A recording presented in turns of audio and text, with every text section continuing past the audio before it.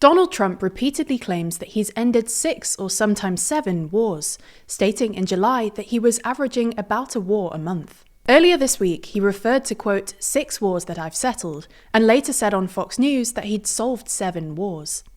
The White House seems to go with the 7 figure, claiming that Trump had solved 5 conflicts in his current term and 2 during his first. This list ranges from the fair to the ridiculous, but Trump has nevertheless been touting his peacemaking credentials and has made very clear that he'd like to win a Nobel Peace Prize.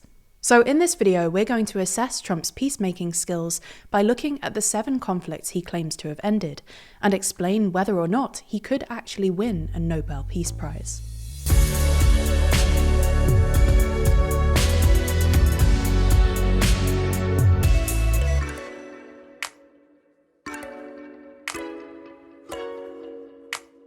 Explore which world leaders are winning and which are losing every week with our new podcast, The World Leader Leaderboard. Find it over on the TLDR Podcast's YouTube channel or in your favourite podcast app. Armenia-Azerbaijan is one of the more reasonable claims on Trump's list. The Armenian and Azerbaijani leaders signed a US-mediated peace declaration, but not peace treaty, at the White House in early August, alongside Trump. The 2 South Caucasus countries have been at odds with each other for more than 3 decades and have fought a series of wars against each other, most recently in September 2023 when Azerbaijan conquered the breakaway territory of Nagorno-Karabakh. The Trump-brokered deal seeks to settle another persistent point of tension, that of Azerbaijan's access to its Nakhchivan exclave, which is separated from the rest of the country by Armenia. We've previously made a video about this, but the deal envisages a US-built and managed transport corridor connecting the territories called the Trump Route for International Peace and Prosperity. It's notable that the US has managed to replace Russia as the region's main mediator, and the recent deal is definitely a step, but certainly not the final step, towards a conflict-settling peace agreement. However, several unresolved issues remain, including Azerbaijan's demand for Armenia to remove references to Nagorno-Karabakh from its constitution and the status of the more than 100,000 ethnic Armenians that fled Nagorno-Karabakh in 2023. The second conflict on the list is between the Democratic Republic of the Congo, or DRC, and Rwanda, and Rwandan-backed M23 rebels. Trump celebrated what he called a glorious triumph back in June, when Congolese and Rwandan representatives came to Washington to sign a US and Qatar-mediated peace deal aimed at ending an intractable decades-long series of conflicts that has devastated the eastern DRC. While the United Nations commended the US for its role and welcomed the, quote, significant step towards de-escalation, peace and stability, the implementation of the agreement has unfortunately faltered, and the conflict is far from over. Additionally, M23 was not part of the agreement, and was instead meant to finalise its own peace deal with the DRC, with Qatari mediation, by August the 18th, which has come and gone. Despite the ongoing peace process, armed groups, including Rwandan-backed M23, continue fighting, with reports emerging of recent mass killings by M23. Next up is Israel-Iran, which is one of the stranger ones given that Trump actually joined Israel in its bombing of Iran in June. The 12-day conflict between the longtime foes began with surprise Israeli strikes on Iran on the 13th of June, with the US then bombing Iranian nuclear facilities on the 22nd of June, before Trump abruptly announced a ceasefire between Israel and a weakened Iran, beginning on the 24th. While this ceasefire has held, the wider Israel-Iran conflict has not been solved. Israel is still battling various Iranian-backed groups like the Houthis and Hamas, and says it could strike Iran again if it tries to rebuild its nuclear program. Meanwhile, talks between the US and Iran over its nuclear program remain broken off. The fourth conflict is between India and Pakistan, whose militaries clashed for 4 days in May in a conflict sparked by a deadly terrorist attack in Indian-administered Kashmir. A ceasefire brought the clashes to an end, with Trump saying it was the result of a long night of talks mediated by the United States.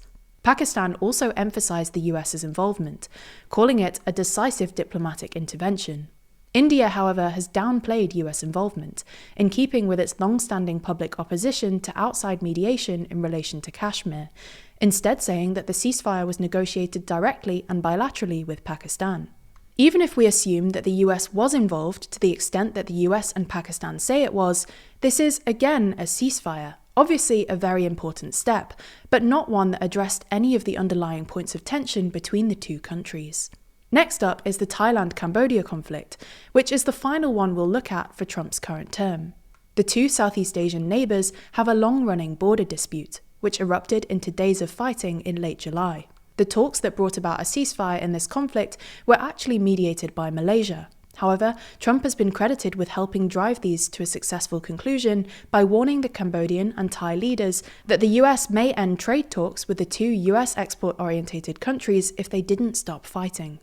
As for the two conflicts that Trump claims to have solved in his first term, Ethiopia-Egypt and Serbia-Kosovo, these are perhaps the most egregious claims, as neither actually involved active conflicts. Egypt's long-standing dispute with Ethiopia over the latter's building of a massive hydroelectric dam on the Nile is a major source of tensions, and Trump's first-term attempt at bringing about a settlement was unsuccessful, so the tensions still persist. As for Serbia-Kosovo, he did broker an economic normalization agreement in 2020, but diplomatic normalization has still not been achieved.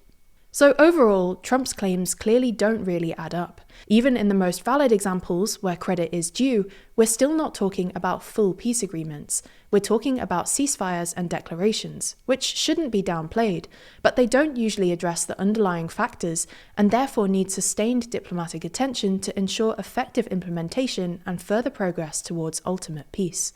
So could Trump really win a Nobel Peace Prize?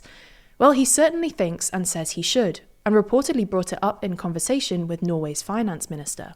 And technically he could. Anyone can, so long as they're nominated.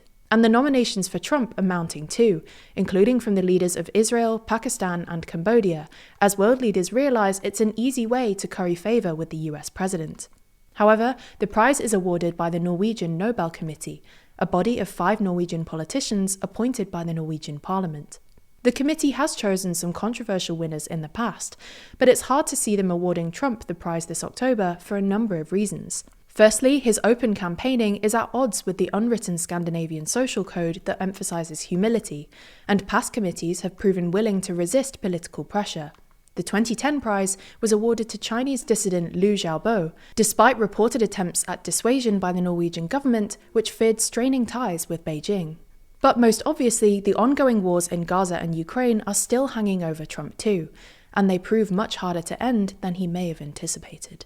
It's safe to say that if you're invested in topics such as these, then you're also passionate about challenging yourself through online learning. While we're here to help you with that, our sponsor this week, Brilliant, are experts at pushing your learning to the next level. That's because Brilliant is an incredibly thorough learning platform designed to be uniquely effective in how you build skills every day. Their vast library of topics, from science to AI, all feature a perfect mix of engaging problems, competitive features, and daily encouragement that keeps you motivated and on track. Brilliant helps build your critical thinking skills through problem solving, not just memorizing. So while you're building real knowledge on specific topics, you'll also be becoming a better thinker. For example, if you're looking to build your mathematical intuition, Brilliant is the best place to go. Their newly updated maths courses focused on the most useful, applicable maths concepts, so you never feel like you're wasting your time.